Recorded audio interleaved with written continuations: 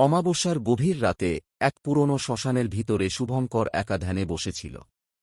ঠান্ডা বাতাস ছাই উড়িয়ে নিয়ে যাচ্ছিল, আর দূর থেকে শেয়ালের ডাক শোনা যাচ্ছিল। ছোটবেলা থেকেই শুভঙ্কর অন্যরকম ছিল। সে অদ্ভুত ছায়া অনুভব করত, অন্ধকারে ফিস ফিস শব্দ শুনতে পেত, আর এমন শক্তি টের পেত যা অন্য কেউ বুঝতে পারত না। গ্রামের মানুষ তাকে ভয় পেত এবং অভিশপ্ত বলত।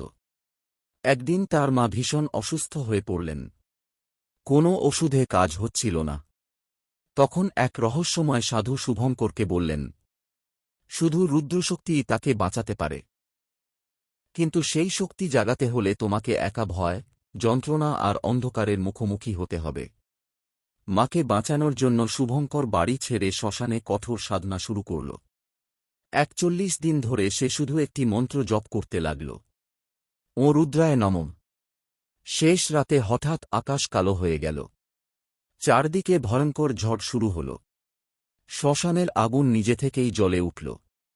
তারপর ধোঁয়ার মধ্য থেকে এক ভয়ঙ্কর মূর্তি প্রকাশ পেল। লম্বা জটা, জ্বলন্ত লাল চোখ, আর হাতে বিশাল ত্রিশূল।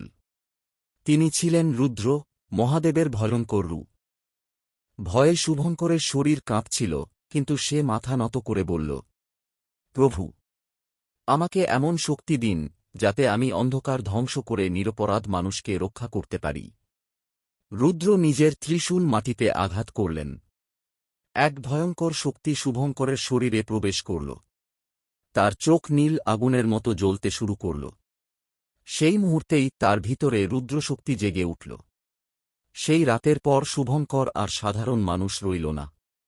আর আজও মানুষ বলে, অমাবস্যার অন্ধকার রাতে যখন ডামরুর শব্দ শোনা যায়, তখন শুভঙ্কর ও রুদ্রশক্তি আবার ফিরে এসেছে।